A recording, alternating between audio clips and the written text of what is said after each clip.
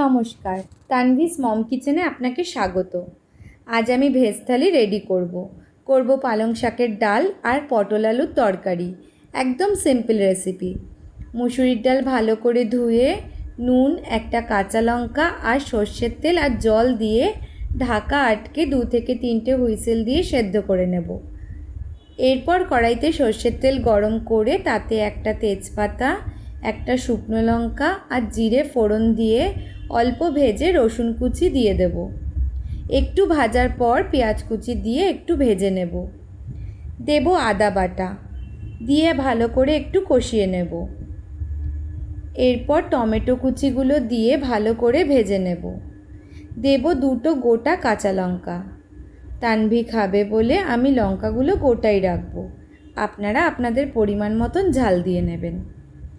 এরপর পরিমাণ মতো নুন, হলুদ দিয়ে অল্প জল দিয়ে ভালো করে কষিয়ে নেব। টমেটো ভালোভাবে সেদ্ধ হয়ে গেলে পালং শাক আমি কুচিয়ে নিয়েছিলাম সেটা দিয়ে ভালোভাবে কষিয়ে নেব। ঢাকা দিয়ে শাক সেদ্ধ হতে দেব। ভালোভাবে শাক সেদ্ধ হয়ে গেলে ঢাকা খুলে সেদ্ধ মুসুরির ডাল দিয়ে দেব পরিমাণ মতো জল। ভালো করে ফুটতে দেব। শেষে গরম মশলার গুঁড়ো ছড়িয়ে একটু ঢাকা দিয়ে ইন্ডাকশান অফ করে দেব।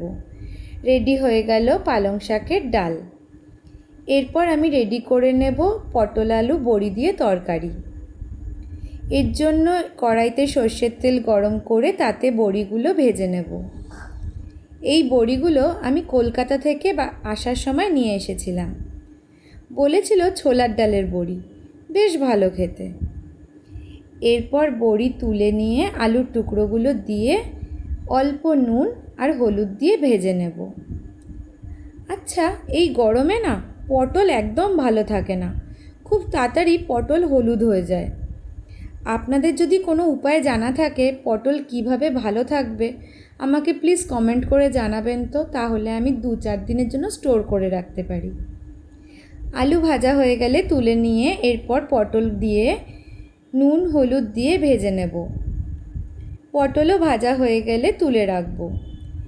এরপর কড়াইতে একটু সর্ষের তেল দিয়ে তাতে তেজপাতা, অল্প জিরে আর একটা শুকনো লঙ্কা ফোড়ন দেব। বাটিতে আদা বেটে রেখেছিলাম, তাতে হলুদ, পরিমাণ মতো নুন, ধনে গুঁড়ো আর অল্প লঙ্কার গুঁড়ো দিয়ে আর অল্প একটু জল দিয়ে একটা মশলার পেস্ট বানিয়ে তেলে দিয়ে দেব। একটু ভাজার পর টমেটো পেস্ট দিয়ে ভালো করে কষিয়ে নেব। এরপর 2টো গোটা কাঁচা লঙ্কা দেব আর মটরশুঁটি দেব। মটরশুঁটিগুলো ফ্রোজেন। ভালো করে কষিয়ে নেব। এরপর ভাজা আলু আর পটল দিয়ে আবারও কষিয়ে নেব। পরিমাণ মতন জল দিয়ে দেব। ঢাকা দিয়ে সব কিছু সেদ্ধ হতে দেব।